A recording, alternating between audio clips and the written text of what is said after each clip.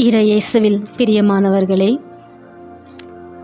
சில வார்த்தை வெல்லும், சில வார்த்தை கொல்லும், சில வார்த்தை வீழ்த்தும், சில வார்த்தை மீட்கும், சில வார்த்தை மன்னிக்கும்.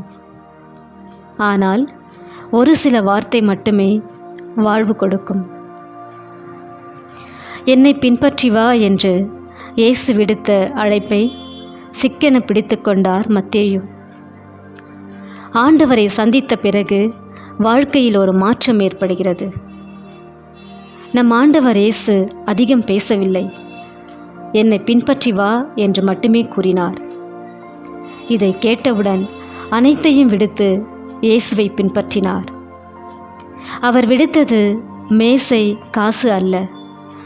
அவருடைய சுயநலம், செல்வாக்கு, குடும்பம், பதவி அனைத்தையும் ஆண்டவரின் ஒற்றை சொல்லிற்காக விட்டுவிட்டார்.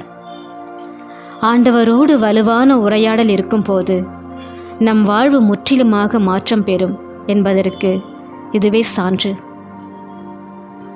தூய மத்தேயு வரி தண்டுபவராக, பாவியாக இருந்தாலும் கடவுள் அவரை தன்னுடைய திருப்பணிக்கு அழைத்தார்.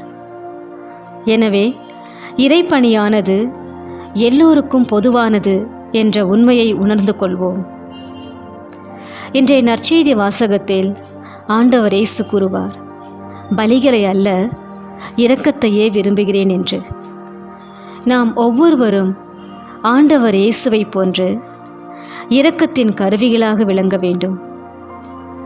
நாம் செலுத்தும் பலிகள், பூசைகள் அனைத்தையும் விட ஒருவர் மற்றவரிடம் காட்டும் இரக்கம் மிக பெரியது. பணிவாழ்வு என்பது ஒவ்வொரு கிறிஸ்தவனுக்கும் கொடுக்கப்பட்டிருக்கும் ஒரு மாபெரும் அழைப்பு. இவ்வழைப்பானது ஒடுக்கப்பட்டோருக்கும், பாவிகளுக்கும், இயேசுவை அறியாதவர்களை இயேசுவிடம் கொண்டு செல்ல அழைக்கப்பட்ட அழைப்பு. தூய மத்தேயு கடவுள் தனக்கு கொடுத்த கொடையை மக்களுக்காக கொடுத்து இரக்கத்தின் கருவியாக விளங்கினார். நாமும் நமது திறமைகளை கடவுளின் மகிமைக்காக, மக்களின் நலனுக்காக பயன்படுத்துவோம்.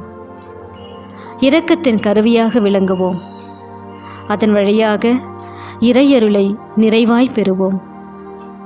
இயேசுவில் பிரியமானவர்களே, அளவுகோல் கொண்டு அளப்பதல்ல அன்பு, எடைக்கல் கொண்டு எடை போட்டு பார்ப்பதல்ல அன்பு. இறுதி மூச்சு வரை கடைசி துளி நீரையும் இரத்தத்தையும் கொடுத்த அன்புதான் இயேசுவின் திரு இருதய அன்பு. அந்த அன்பின் அனலில் இந்நாள் முழுவதும் வாழ்வோம். தூய மத்தேயுவை போன்று அனைத்தையும் விடுத்து ஆண்டவரை மட்டுமே நம்பி வாழ்வோம்.